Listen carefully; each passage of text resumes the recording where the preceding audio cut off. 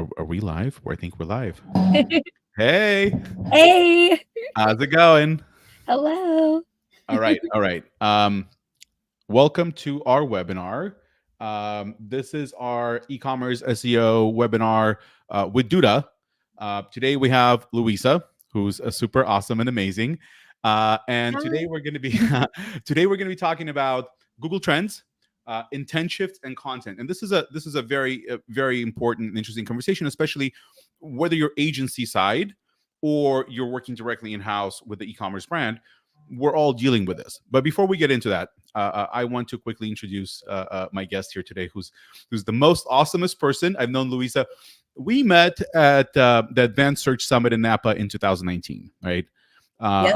And then Luisa and I became friends. We've done hikes here in LA. She's spoken at a few of our events. Brilliant mind. Love her dearly. Luisa, tell us a little bit about yourself. I also want you to tell everyone about your really awesome work history. Go ahead. Sure. Well, thank you so much for that kind introduction, friend. Yes, Arson, like it's mutual. One of my favorite people in the SEO industry. So, yeah, my background with search has definitely been all over the map. Specifically, I've been very grounded in news SEO, which though it is growing, is still kind of niche compared to other, kind of SEO segments, I would say, and products that people cover.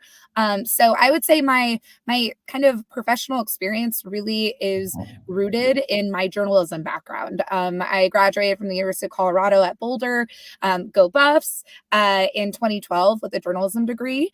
And after that, the job market was really tough. I didn't even know what SEO was when I was in journalism school. I have said to multiple friends in the last year who have been in the industry, I really hope that that's changed. And now, J school kids actually are being informed about SEO much earlier. But I didn't know what it was back then. And then I kind of fell into it when the job market was tough. I was doing women's shoes retail, represent for e-commerce, because that's what we're talking about today. I did that for a year. And then, I got one of those kind of lucky breaks at this company called Internet Brands in El Segundo out in LA. And that was the first place that I heard the word SEO. I remember doing a little bit of it there and being very intrigued by the process because I am an English nerd and I loved the keyword research component of it. And I know that that's something big that we're going to be discussing today. It's my favorite aspect of my job is doing that kind of research and content ideation. And once I got a little taste of it, I was hooked. I went from there to an actual full service digital marketing agency called W Promote. And they really, I credit them constantly that they gave me my technical and creative kind of foundation in SEO. I worked with clients as big as Toyota there, all the way down to fashion lines that were just getting off the ground. So it was just a really diverse sort of portfolio to work with across SEO, social media, email marketing, just to get my feet wet with everything. But I always miss news. I always wanted to find some magical way that it could, come back into my life. And I always call it my fairy godmother moment. But a recruiter reached out to me about an SEO coordinator role at eOnline. And I'm, in addition to being an English nerd, I'm a massive pop culture freak. So I knew there's no way that you would forget about this if you don't take this opportunity. And that really shifted my entire career and combined this lifelong passion that I had had for journalism and news and wanting to know anything and everything about the world with this new path that I had fallen into of SEO. And that is what has, really driven my career for the last decade now. I started at eOnline and then I was at Yahoo. Very fun to work for an OG search engine. I was at TMZ, which, gave me a lot of different types of insights, but in particular, something, very valuable when it comes to breaking news. I was at, People Magazine, Entertainment Weekly in both New York and in LA. I was at the LA Times for 2.5 very eventful pandemic years. And in particular, being from San Diego, California originally, represent, working for the LA Times was a tremendous honor. I had always looked up to them and they were kind of our big brother paper. And then right before I came to ESPN, I worked for the mothership of Google. I was on the Google Trends team. And Yes, I love it. I just noticed my fun image that popped up. In addition to all of my great SEO work, Love I it. love to dress up, and Halloween is great. So I love it. I hope everyone had a great Halloween. But yeah, I was at Google, and in particular today, I know a lot of the things we're going to discuss. I love Google Trends.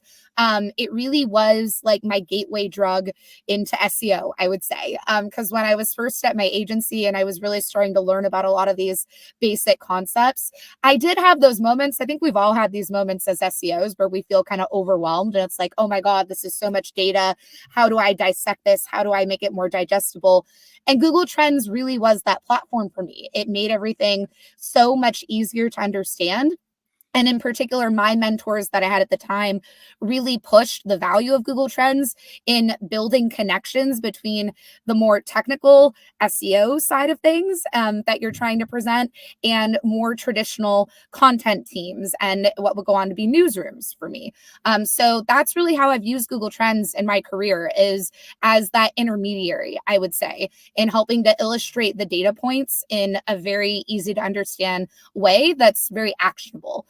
So yeah, Google Trends, working there just with my full kind of experience with it, was very valuable. And that eventually led me to ESPN, where it's been, my absolute pleasure to build a team from the ground up here, in-house. And I work alongside two very talented senior SEO analysts and, managing this team and really, making search a big priority for the company. And in particular, working in sports, in addition to all my other interests, I come from a huge sports family, and there's never a dull moment in sports. It's always very fun. So it's fun to have your, work grounded in something that's inherently positive, I would say. But it's been a very, very exciting journey. But I'm thrilled to dig in further to specific examples today. I love it. What a flex. That is a professional flex, the companies that you mentioned. Brilliant. I love this. So look, today we're talking, and I'm very happy to have you on, because you and I have had these discussions at dinners and at conferences where you and I hung out together. So we're talking about shifts in e-commerce trends, and in the previous episode here, we had a lady and we talked about handling shifts in inventory and the technical side of this. Yeah. This is kind of like the front end of this, right? We deal with this a lot, and a good example of this is how Google shifts its understanding of queries. And we're talking about two different intents here, right? Let's keep it easy. I know you and I have talked about intent, the many different versions of it and different understandings of it. But let's talk about commercial, purchase, right? I'm ready to buy, or informational, and how that jumps from time to time as Google rolls out updates. And sometimes you have a fractured SERP result where Google's like, I really don't understand what the intent is here, so I'm going to give you a little bit of everything, right? Yeah. Or Google completely sways something like best socks for kids towards purely informational, right? There's zero commercial results on that page. Or the other way, right? And internally here at Top Hat Rank, when we work with our e-commerce brands on the enterprise side, that shift usually amounts towards a large fluctuation in traffic and purchases and conversions. So this is an interesting topic, because we need to talk about how can brands, e-commerce brands, predict these changes. Are there cues to this, right? How do we address them? And then how do we make sure that we don't get affected by them, right? Yeah. And leading into this, I guess the first question is, from me to you, is how do we identify emerging trends? Like, what are the best practices for using Google Trends to identify upcoming market shifts, even if that's possible? Yeah. So I love it. Loaded question. There was a lot of good background with that. Well, I really live and die by the rising queries in Google Trends. They help me so much. They're essentially like the trending queries section of Google Trends. What's nice about the platform is that you can look up any topic that you would be interested in. So really like across e-commerce, but really any other industry that you might be working in. I mean, we do this for news as well. You can type your main topic into the search bar and then zone in directly on those rising queries. So really quick, I actually do have a specific example that I was going to pull up from Google Trends. So let me go ahead and present my screen and I'll be able to show you guys. Just one second. So let's go with something topical, right? So we're in Thanksgiving season. It's going to be here before we know it. And again, this is an example of like an individual search that you can look up. This is looking at the last 7 days just to get a sense of what people have been looking for, what the search activity is. Beneath the interest over time, as you get down here, and we'll get into this in a different example in a minute, but you go to the related queries and then the rising queries over here. I really like this. If you were a particular store, like, I don't know, say like a Pier 1 Imports or like Home Goods, whatever it might be. Say you're the SEO for Home Goods and you're wondering like, what are the Thanksgiving decor items that are really accelerating in search interest as we get closer to this holiday. So to give you a brief explanation of like Google Trends and what you're seeing down here. So Thanksgiving place settings, the reason why that says breakout next to it is that particular term, Thanksgiving place settings, has accelerated over 5,000% in US search interest in the last 7 days compared to the exact previous 7 days that preceded it. So it's always going to be an exact comparison. And I really love looking at this section just to be able to see with those acceleration like percentages, how much these things are really resonating with people within the Thanksgiving decor category. So a few of these jump out at me if I was doing content ideation, for example, and say, again, like I wrote for like the Home Goods blog and I was wondering like, okay, well, which particular decor items are people, most interested in right now? I might flip through here. And again, place settings by itself would be a great piece just to highlight kind of the best options that you have in that realm. But Thanksgiving table covers as well. That's something that people are looking for. Place cards, aren't those the thing that you forget every single Thanksgiving until you have like 20 people at your house? And it's like, oh my God, how do we keep track of this? Like, that is a great post, in my opinion. Like, don't forget about your Thanksgiving place cards. This is something that's resonating with people. Here are the best options that we have. Centerpieces, another huge one. So to see that that's on there, that would be a very easy roundup. I really love these just when, you're trying to get the juices flowing in terms of which topics really are just emerging. That's why I love rising queries when, you're still kind of brainstorming. Also, sometimes even if you come in with a Thanksgiving decor sort of initial search, something that I like about rising queries is that you're going to get other related searches that pop through. So when I see Thanksgiving charcuterie board, that might not necessarily immediately click in my head with Thanksgiving decor, but I love that and I'm obsessed with it. And I'm going to incorporate it into my family's Thanksgiving dinner now in a week because I saw it there. So that's why I really encourage folks to spend a good amount of time sifting through this rising queries section. Not only is it going to pop out like queries that are very specifically tied to, the term that you looked for originally, you might get unexpected inspiration there too. And generally what you're seeing here, and it's something that I really like about Google Trends as a whole, is that you have the data here that's backing this up, that these are legitimate terms that are popping out in search interest. It kind of eliminates some of the guesswork there. So I always love that just on a very simple sort of practice. Whenever you have a topic that you're trying to dig into further and see like what are those emerging trends, whether it's Thanksgiving decor or you're dealing with, the NBA in-season tournament, you can use the rising queries section to see like what are those particular elements connected to that theme that people are most interested in, and then build content off of that. I love it. So that's very interesting. So you're saying that we can watch certain behaviors inside of trends and understand where the shifts are heading based on the demand directly from the consumer, right? Because this is behavioral, right? Yes. I mean, I would say like, and then in particular, one thing that I like to do that I'm always kind of curious about is like, say you had a giant emerging trend that you saw in one previous week, and then you wanted to go back and check on it later and see what has it changed at all? Like, what's the full trajectory of that term? Was it something that just spiked, like had a giant spike and then completely dropped off? Has it been more consistent?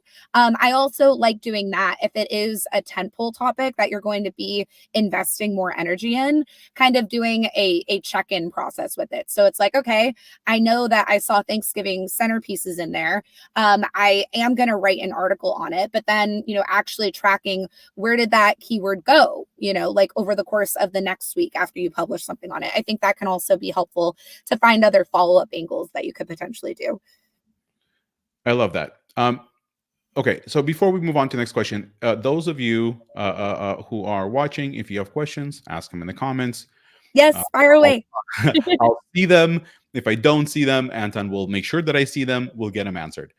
Okay, so I like this, Luisa. So let's say we were holding a good position with our commercial intent page, and it could be either a PLP or PTP. We don't care. It's commercial intent. We're holding a good position. We're getting traffic, conversions.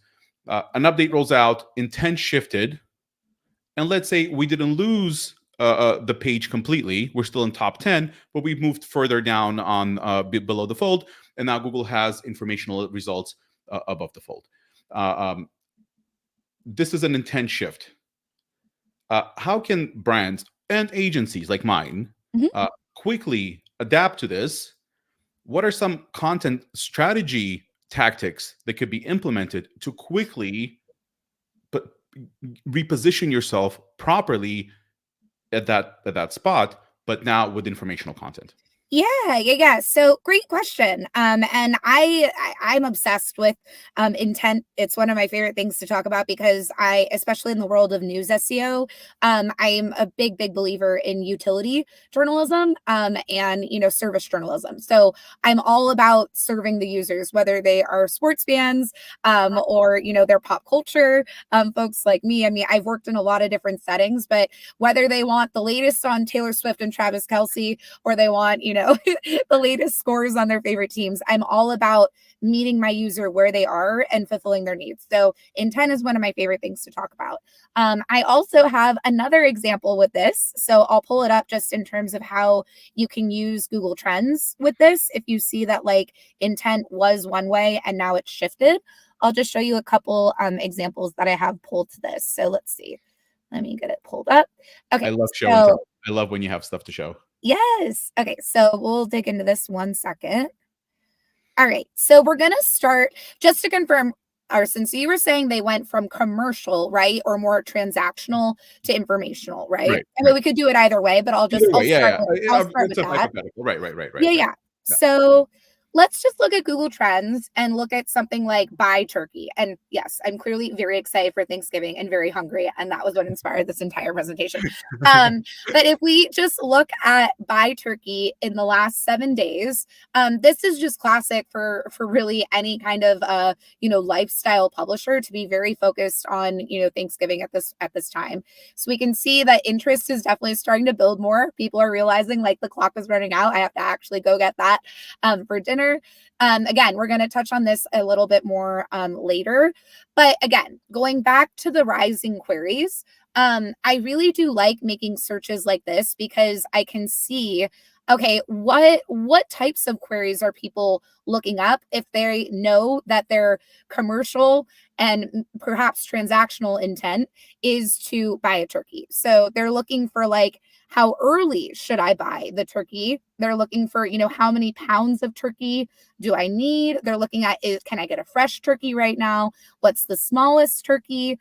Generally, if you're looking for, just as an example, like commercial, transactional, look up just a fun like hack, buy, and then whatever your item is that you're interested in, and see what these questions are. Arsen knows how much I love questions. I love questions in search, and this can directly transfer over into pieces of content. Like directly listen to what your audience is saying in this rise in query section and build, explainers off of that. So This would be an example of if you were just purely focused on buying the turkey and making that purchase, what you could be looking for. So cheapest place to buy it.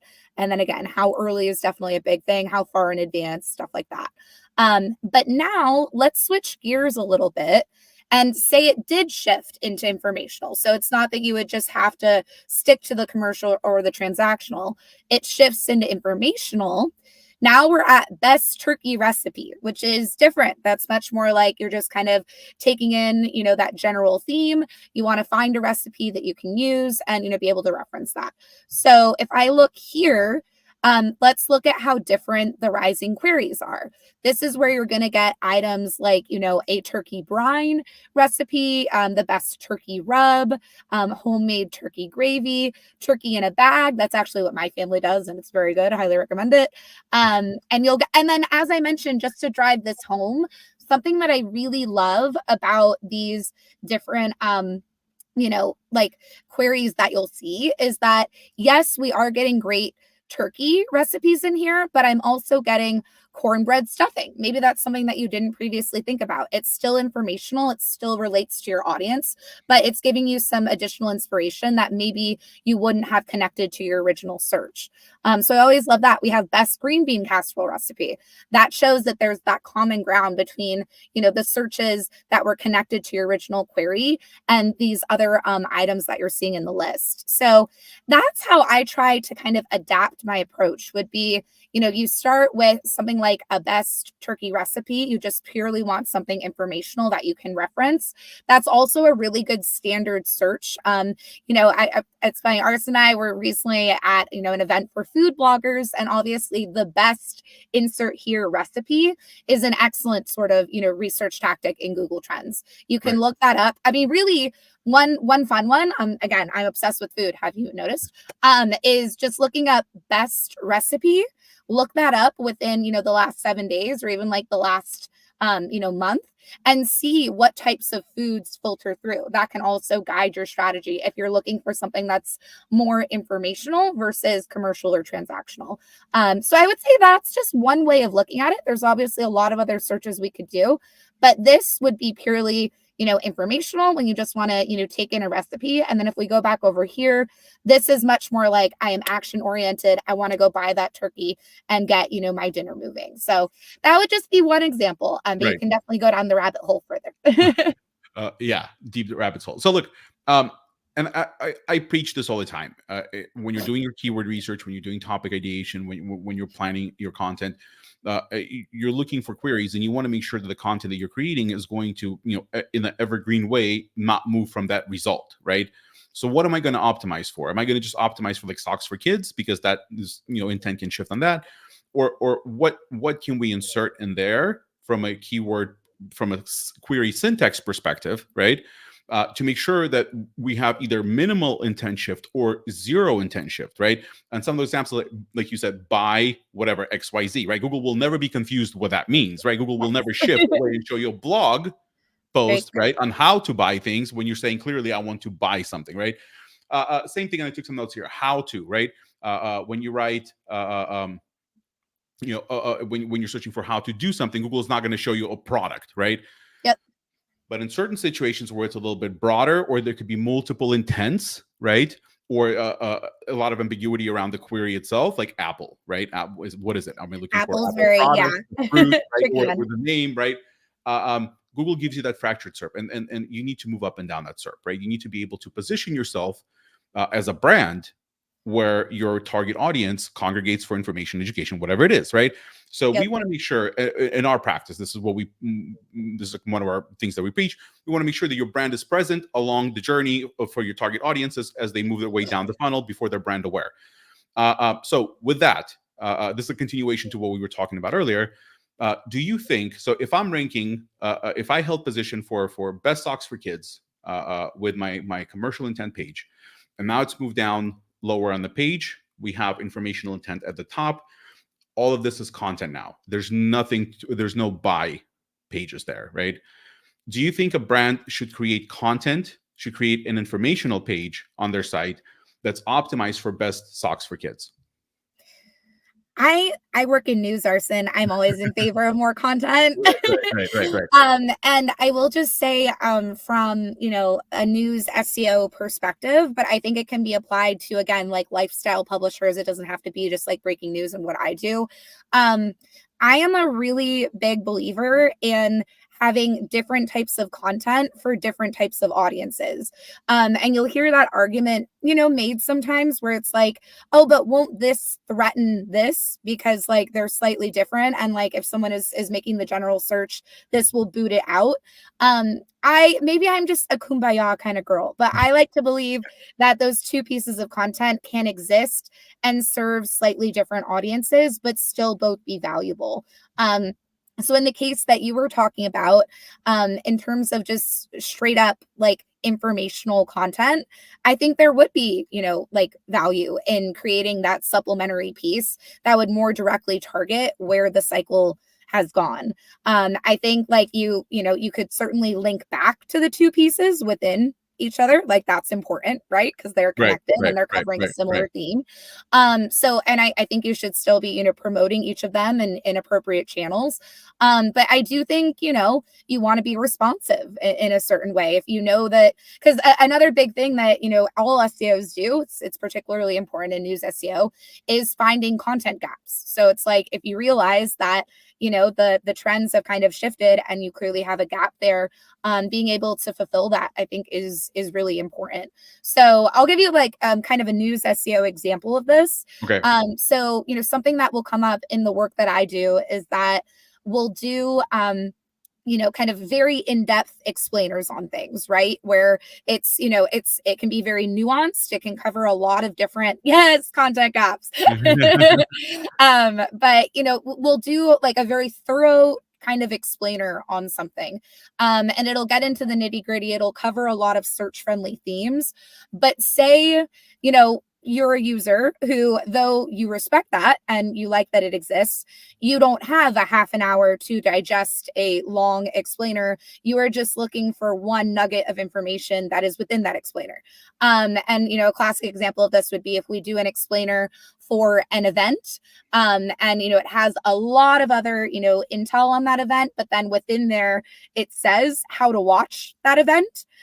Breaking that information out into its own separate piece that is very centered on how to watch is a good tactic, because those are different audiences. You have the quick hit audience that just wants to know how to watch, and you can really target that audience effectively with those types of utility pieces. But then you also have that other audience that I have immense respect for and I value as well, that will have more of that time that they can spend digesting a full article that's going to give, predictions for the event, like, whatever other intel might be necessary. So yeah, I would just push for that like, you want to meet your audience wherever their specific needs are, and in particular respond to trends like you had mentioned. If you see that there's been that shift. Yeah. Are you purposely leading me into the next question? Are you guiding me here? Like, this is my job. It's what I do.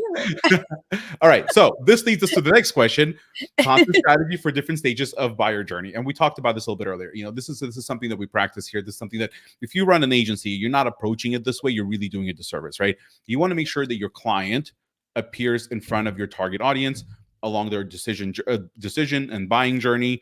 I know I sound like a typical marketer when they say journey. I believe in the journey. Don't be ashamed of the journey. It's great. But yeah, so you want to make sure that your brand, regardless whether the audience is brand aware or not, right? We want to make sure that we're surfacing up regardless, right? Yeah. So with that, what are the effective ways to tailor content to different stages of the customer journey, a purchase journey, based on search intent? Also a loaded question, but so I would go back. I don't think I have to show them again, but I would go back to those examples that I had brought up. Just of knowing like the right kind of rubrics that you can apply to different products. So like how to buy versus like best recipes, things like that, like knowing which things you can set up and search for. I think that's always helpful. Like what are kind of the search rubrics that people use when they're in different parts of the journey? Google Trends can be extremely helpful for that. Something else that I would bring up, just in general, that I really love about Google Trends, and I was going to show this particular example. So if I may, I have another little thing to present. So in terms of, again, like user behavior being more predictable, right? And knowing like, okay, when is their intent shifting? When should you be creating content at different periods? I am a really big believer. Let me share my screen in one moment. In the more long-term view of Google Trends. So off of this, right now, we're looking at Thanksgiving as a holiday in the US over the last 5 years. A common question that we'll get, in newsrooms, but I think this would come up in any sort of like content creation group would be, okay, say that Thanksgiving is coming up relatively soon. You want to know, okay, when should I start if I have like A, B, C, D, E pieces that I want to roll out around Thanksgiving?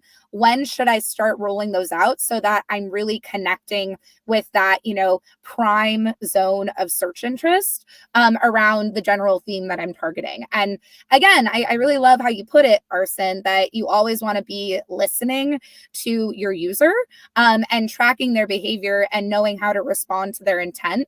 So something that I like about this particular search is if we scroll down on Thanksgiving in the last 5 years, this is what's beautiful about Google Trends. Like I can actually click in here and, a nice part about, just a lot of different topics is that user behavior can be pretty consistent and recurring and therefore predictable. So if I want to respond to user intent, I'm not going to release, necessarily, like I don't want to release all of my Thanksgiving content like at a completely inopportune window in connection to the event. I want to make sure that, yes, I mean, obviously I'm getting ahead of it to a certain extent, but that I'm not drowning it out, like way back here, or even worse, like right, after the previous event ends. This sort of view can be really helpful for knowing when to strike when the iron is hot and release that new content so that it's very closely connecting with your user's intent at that point in time. Obviously, I always like to back up this sort of view, even though this is pretty predictable and I can see, when people are, really getting excited about Thanksgiving each year. I would usually back this up with maybe looking at Thanksgiving search interest over like the last 30 days just to see like how are things fluctuating. But I would bring this up as an example just for straightforward content planning and knowing if you have like a certain amount of pieces that you're trying to roll out in connection to an event that does exist on a more like recurring or seasonal basis, really utilizing this to your advantage so that, okay, I want to get at least, a certain amount ahead of the event. Like you don't want to have it be too last minute, but you also don't want it to be like drowned out in a period where there isn't that optimal interest. So this always helps me to kind of strike the right balance with that. And then one other, sorry, go ahead. Sorry, real quick. Can you scroll down for just 1 second? So this is actually where you were. Sorry, where you were. I don't know, down or up. There you go. Perfect. Yes. So I like this because a lot of times, and we work with a lot of publishers, we work with a lot of bloggers. The question comes up like, when is the perfect time to publish for totally all the time? Right? And I love that you pointed this out, that we can see interest start picking up at a certain time before it really peaks, right? There's almost like a loading period there, right? There is. It's a prime window, yeah. So using this, is this something that you would go to if you were asked the question, when should I publish? Would you go and do this exactly? Oh my God, 100%. That's why I shared it. This is an insider hack. And I can tell you that like I've used this out of the publishers that I mentioned, pretty much every single one, because you will get those questions. It doesn't matter if I've worked in more hard news or sports or, entertainment, pop culture. There will always be certain events, certain topics where they're going to exist on a more like recurring seasonal basis. And this is one of the nice parts, in particular, working in news, right? Because we do have breaking news. You can't help it. You can't get a view like this for breaking news. You can't anticipate it. There's always that kind of X factor that could come into your day. But I've always really appreciated these types of events. Another big one would be like, just any like election cycles can actually be something, that's in the more of the news realm that Anything, can be, Super Bowl, anything, right, right, yeah, right, the right, super. I right, mean, there's countless things right, that you right. could look at just to see, like, in terms of user behavior. Don't ignore the events that preceded the one that you're covering. Don't ignore those cycles. Don't ignore those patterns. They're there for a reason. I will once again stress that I think you always want to back up a view like this, just with a quick hit, kind of peek at the last 30 days, just to get that comparison. But this is truly an invaluable sort of view. And really quick, just because I have you for a second, one other fun sort of stat that I'll include, in pieces sometimes just to make my content stand out more from competitors. It's interesting. I'm kind of curious what it would be. I didn't look it up in advance, but I also really enjoy the 2004 to present view. So when you look at this, again, very, very consistent. But what you're seeing here is this is an all-time view of Google Trends because Google Trends data started in 2004. So if you want like an all-time view and you're curious, say you're doing a piece and you're just wondering like, okay, since 2004, when did Thanksgiving hit its peak? Like, that's interesting. It was November 2019 that U.S. search interest in Thanksgiving hit its peak. So I bring that up as like another interesting way to know your audience on a deeper level and just see like, okay, in the U.S., like when did interest, like, I mean, look at how much it's kind of grown like since then, I would even say, and how it like dropped here, but then it was able to get back up to a peak just a few years later. I love these kinds of stats. And just because I'm on a little bit of a tangent, let me roll for a sec. I also really love this all-time view if you were curious, or really in any particular like window you could look this up.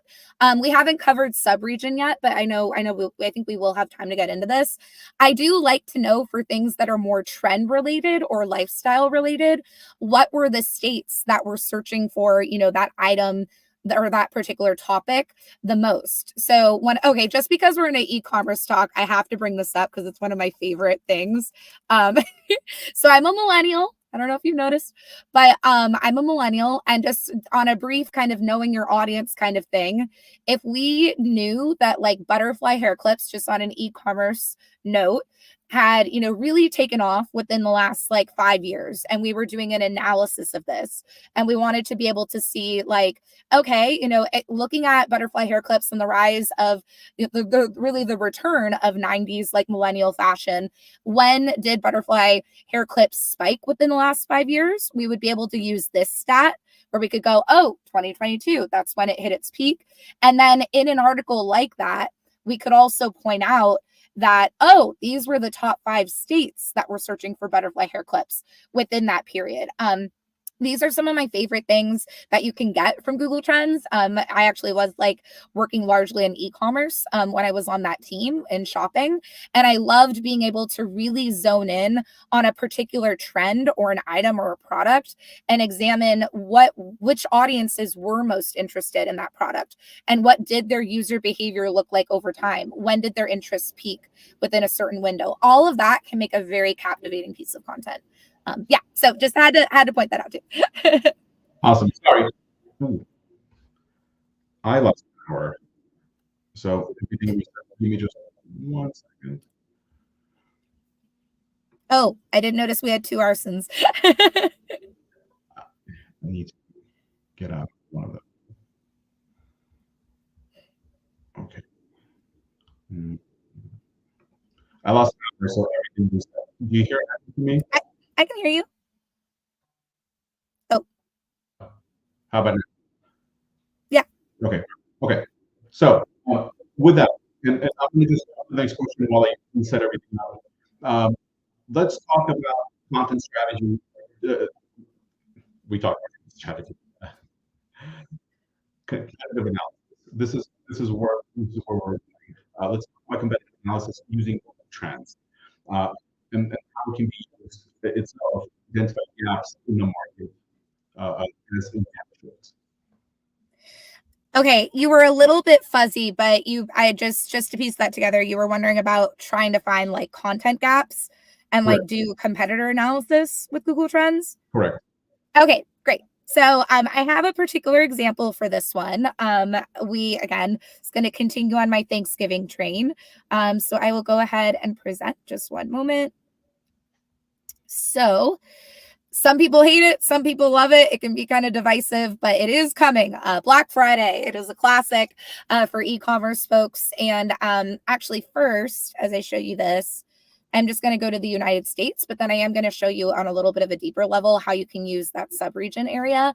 So if you're examining something like Black Friday and say you are like even a Walmart, I can't even fathom doing SEO for an entity as big as Walmart. But if you were an SEO who worked at Walmart and you knew that this was, like one of the biggest days of the year, and you wanted to be able to zone in on, what are the products that are popping the most in terms of a general Black Friday search.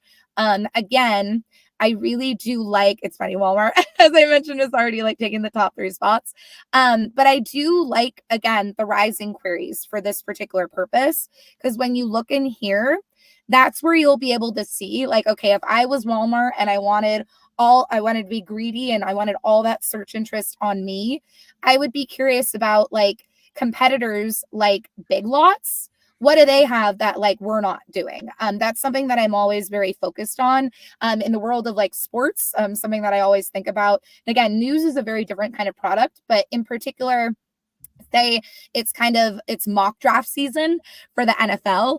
I want to know, like, are people looking for, like mock drafts from any other site over ESPN? Because that's an area of focus that we really, really care about. So in the rising queries section, I want to see, ESPN NFL mock draft.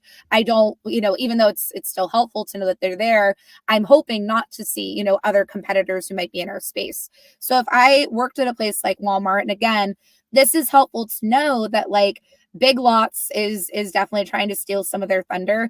Oddly enough, even, a Lululemon, something in, kind of a different sort of category, is also popping through.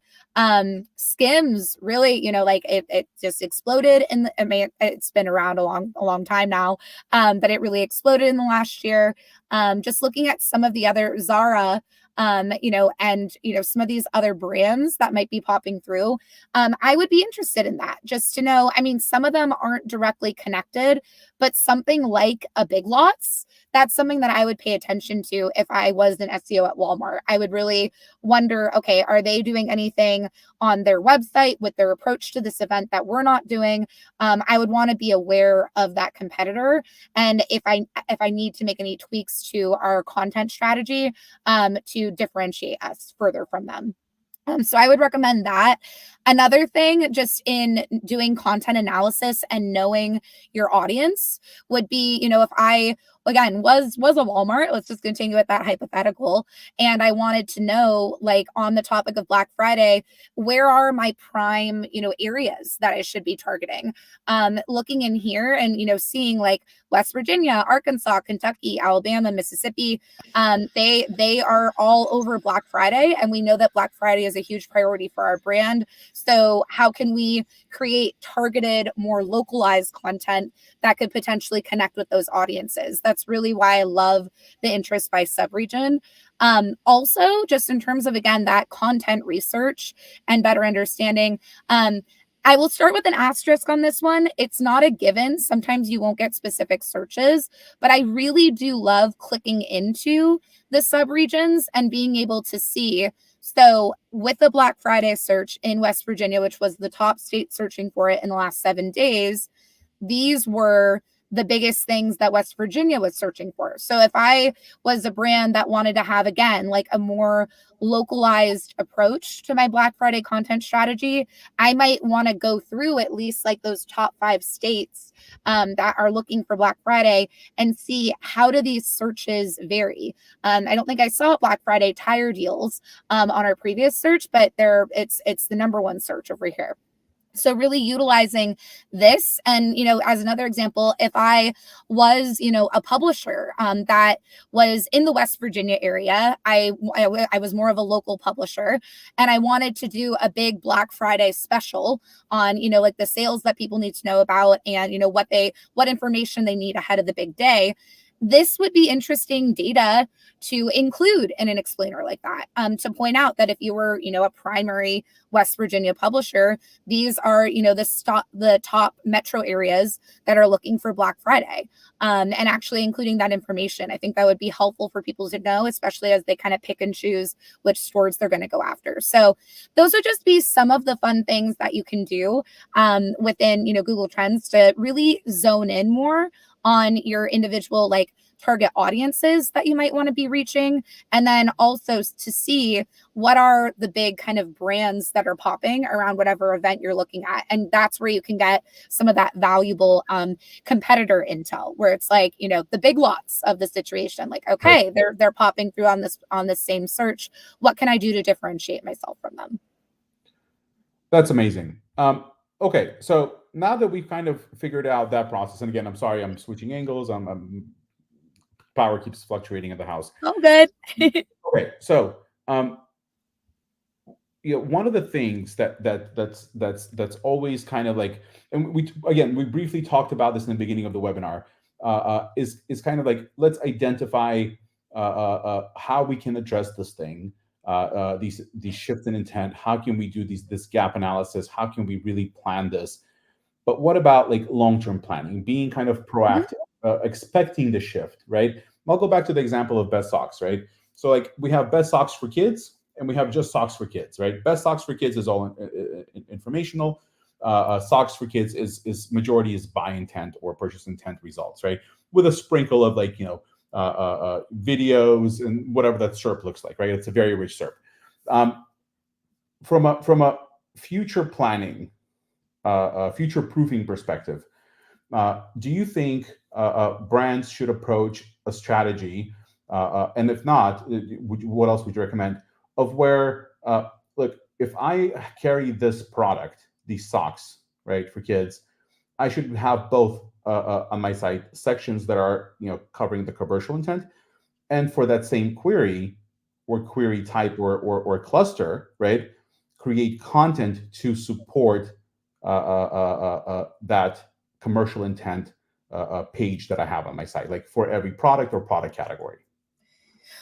I would reiterate what I previously said on it. I think there's total value in doing the different types of pieces. Also, a nice part about different types of products is that when to expect. I actually was just filling out a search on the fly about this, but when you can anticipate the rise and fall of that search interest. So I'll give you a particular example right now that I just pulled out of my hat. Let me present. Just 1 second. All right. So more food, because that's just who I am. So if we look at say you're, kind of a foodie type site, you offer a lot of different food offerings, and ice cream is one of your tentpole categories. Again, the nice part about user behavior is that it can often be predictable. It can be seasonal. If you look at this, we can see that, ice cream tends to, in my opinion, ice cream is great all year, but that's because I was raised in Southern California. I currently live in Connecticut, and I can back it up that, when weather is involved, it can get a little bit trickier to have ice cream all year. Nonetheless, if we see, here, ice cream does tend to follow the same sort of behavior in terms of that user, interface every single year. So we know when it's going to be rising. We know that it's going to hit its peak in the summer. This would be how you could anticipate some of those, user intent shifts, where people are probably going to be looking a lot more for, well, here's actually a great example that just popped into my head. So since I refuse to give up ice cream year round, and I'm even going to eat it when it's cold and snowing outside, when it's down here, I might be looking more, and this actually was something that I did in the last year living in Connecticut, as opposed to Southern California. I might look more for best homemade ice cream recipes, because something that I found out about in Connecticut that was very new for me was that a majority of the ice cream shops are seasonal. They aren't even open. It's not like you can go out. Of course you can get ice cream at the grocery store, but you couldn't like go out and go to, some of the different like stands that they had, which I always really enjoyed. So people might be more likely around this time to look up, like, if they don't just want to get the boring, kind of ice cream at the store, like how can they make it themselves? Because we know that, things aren't available necessarily like in the same way that they would be in the summer. Whereas here, I know that all of my favorite roadside stands are going to be open with ice cream.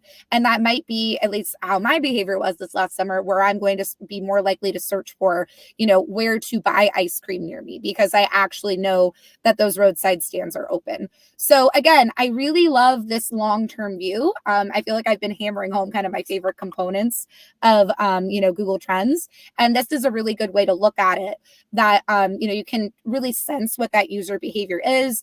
When it's going to rise and fall, and you can build content around that.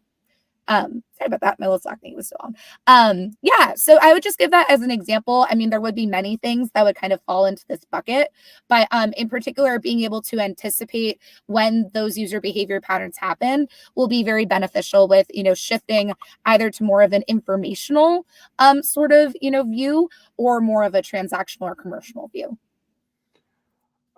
Okay, so with this, with this, you're kind of creating content to address both sides of that intense spectrum. To as the user makes the journey down, they're searching which socks do I buy for my kid. Oh, this brand has a piece of content. Yeah. Read it, right?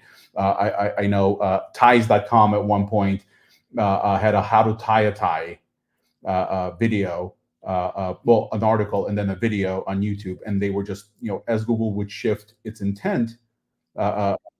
Understanding of its intent, and it would change the result page where there would be either a video at the top or be an article at the top.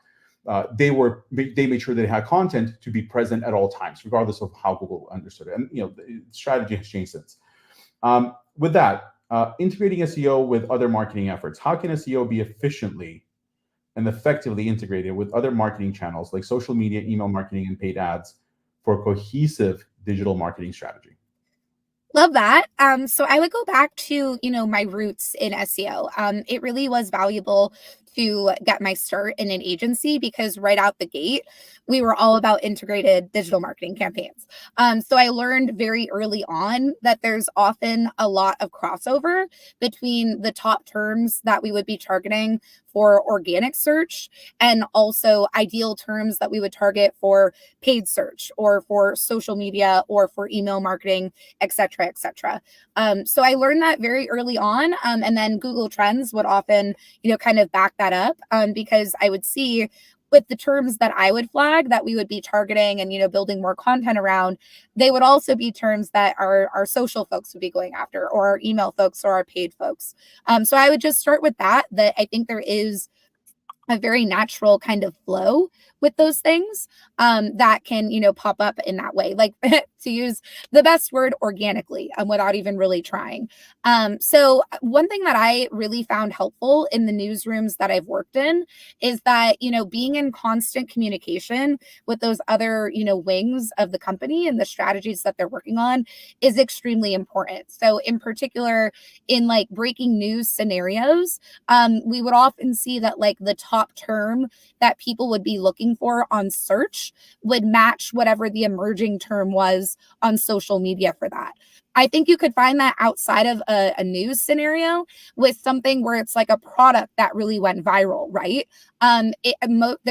There's a high chance that, the top search term for that viral product will probably match whatever is popping on like TikTok or on Twitter, or I refuse to call it X, or on, other platforms. So I always just really would stress like being in close communication with those other wings of the company will help you to find those similarities. And something that came up, just in other newsrooms that I had worked in was sometimes, the search trend that I was seeing or the emerging query could tip off our social team or our alerts team or whatever it might be to, angles on the topic that they weren't previously considering. So I would just say to, be in, again, that constant flow of communication, and not be afraid to, really drive home the same concepts when it makes makes sense, because at the end of the day, you're just trying to be really tapped into user behavior. So, kind of being connected through those different terms can be very beneficial when it's, done in the right way. Awesome. Okay, cool. So what would you say, and we're just going to wrap up here. What would you say is like, from your understanding of the tool, right, of Google Trends, what would you say for an e-commerce brand would be the most effective, like three things? Tell us three things, most effective things that an e-commerce brand should be doing inside of, or an agency that's working with e-commerce inside of Google Trends. Sure. So one thing that I didn't cover yet that I really love within Google Trends is being able to look at their curated pages. I would bring this up. So they do curated pages on their homepage where it'll be around holidays in particular. I did a really big one when I worked there around holiday shopping trends. But I would recommend just staying in the loop on those curated pages that they do. I actually do have one other quick thing to share that I pulled up on this note. So if I go to present, say you were working with Halloween. I've been going through some different recurring events today. So Google Trends created this really fun interface around the most popular costumes on search. And if we were to go into it, it's going to be like but if we go in here, we can see that like it's giving really valuable insights on what are the most searched costumes nationally, locally, different things like that. And if we scroll down, this in itself would create an excellent list that could then directly transfer over into content. So definitely keep an eye out for these curated pages. I would highly recommend that just to start. To supplement that, if you want to get more familiar with Google Trends data, I would highly recommend signing up for their daily newsletter that they put out. That's just going to give you kind of a curated right off the top look into what are the biggest emerging trends of that day, and then that'll also include, if you're e-commerce, like lifestyle topics that you could potentially transfer over into content. So if you just want a better idea of like which terms are accelerating on the rising queries front, or other little nuggets that you could directly transfer over, I would highly recommend signing up for that. And then also, I would recommend getting more into the tool again. What we were talking about with rising queries, doing those individual searches. To back that up, we didn't do it today, but utilizing the comparison bar to your advantage. So if you only have so much bandwidth to do a certain amount of pieces, and you're maybe grappling between which product you want to actually devote that time to and create that piece of content around, really utilizing the comparison bar will be very helpful. So I would recommend doing that and coupling that with the rising queries. And then, just to drive home what we reviewed today, I highly recommend zoning in on that regional capability of Google Trends. So being able to see, for your more like localized pieces of content that you might be creating, or even just trying to survey trends. And actually, I'm going to include a bonus because I don't want to leave it out, an honorable mention. But really utilizing that local feature of Google Trends and being able to find more of those regional angles, that will be very helpful for you. And my bonus, I don't want to say that it's discounted or it's less because it's very important, but the long-term content planning, that's really helpful for you guys. I know I said that in the presentation, but it's really helpful to know when, especially if you work often with seasonal topics, recurring topics, to be able to really map out when is the optimal time to be publishing, so that you're really not wasting your time, that you're getting as many eyeballs as possible on your content. Really utilizing that to your advantage will give you a big boost. I love that. And you touched, we didn't jump to that question because I thought we were running out of time. But yeah, long-term SEO planning with Google Trends, and it's really awesome what you showed in terms of really understanding the build up to the event, when to publish, how to understand what people are searching for as it builds up. I think that's a huge part of content planning and topic ideation, especially for e-commerce, right? Really understanding what people are searching for and being able to position content and your brand in front of them as that happens.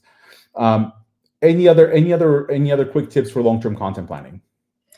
Around long-term content planning, I think again, just really getting to know your competitors better, I think is important. And even outside of Google Trends, utilizing other tools like, SEMrush. I know we hadn't brought them up and today was very focused on Google Trends, but there's some, excellent, competitor insights that you can get through that. I also just one thing I didn't mention today, but if you're seeing a rising query in Google Trends that really interests you and you think that you want to jump into it and you don't have like content on at that moment, doing kind of a separate standalone Google search and seeing which of your competitors do pop up for it. I think that's also important as you map out your long-term strategy of knowing like how competitive is that particular term. Like if there is a featured snippet, who owns it, something like that. I think that's also a beneficial sort of practice when you're approaching your long-term strategy. Louisa, there's a question from the audience, and Martina wants to know: is there a way easily to discover upcoming trends within certain subjects? So, like, we're not looking for a specific query, a specific topic. For example, what peaks in January within photography category? Yeah, great question. So the way that I would probably take that one on would be to go into a Google Trends search, look up photography, and then look up probably in the last 5 years as my like date range, and be able to see like over the last 5 years, like what was kind of like the overall trajectory of that search. In particular, if you want to just zone in on January alone, that is a little bit of like, if you're just saying like what spikes every single year in January, if you don't have a specific angle, that's tougher to do, because you would be able to see, like, again, you put in a term, you do since 2004, you could see that something spikes every single January if you have a term associated with it. But generally, if you just want to know like what is the biggest topic in January, it's pretty simple. You can just go back to the previous month, like the last time that there was January. You can look that up as its own standalone date range. Something I didn't mention about Google Trends, we looked at quite a few date ranges in Windows today, but you can also do a custom range. So if you were curious about like last January, what was popping through, you could put that in as its own custom range, and that could potentially give you some insights, because oftentimes you'll find recurring themes in there that are likely to pop back up. So I would say generally, if you want to just see like, again, like if you have one term that you're specifically looking at, you can look at since 2004 to see when does that term spike. Like I remember from a previous bit of research that I did, you'll often see that like diet terms, for instance, right, pop in January because it's after the holidays. That's a trend that you might be able to see if you were to do a related search. But if you just want to get that intel on what popped in January, you could even do that separately. Just look up like in intervals, like, okay, this was January of 2022, look it up as its own window, jot down what the rising queries were, then go back to January of 2021, do a standalone search, jot down what the rising queries were. You could, do it that way as well. Awesome. Thank you, Lisa. That was amazing. As always, you are awesome. Yay! Tell us how people can find you. Like, if I want to ask Louisa, well, maybe not. Don't ask Louisa questions. But if I want to follow Louisa, where do I go? What do I do? Absolutely. Well, I am happy to connect with, any of you on LinkedIn. I'm always on that. Also Twitter, I'm just Louisa. Again, I can't call it X. It feels dirty. I can't help it. I am Louisa Fromm on there, just capital L, capital F, Louisa Fromm, Frahm. And, just generally, I would say like those are the two best channels. But I am happy to connect. If you have any follow-up questions, feel free and DM me on either of those platforms. I love to chat SEO, and in particular with the focus on Google Trends. It's my favorite. So this was very, very fun, and thank you for taking the time out of your day. Also has some of the best recommendations for restaurants around Los Angeles and San Diego. I do. I'm a SoCal girl at heart. I can't help it. All right. Much love. Thank you so much. Thanks everyone for joining us. This is our webinar. Thank you. Have a good day. Bye.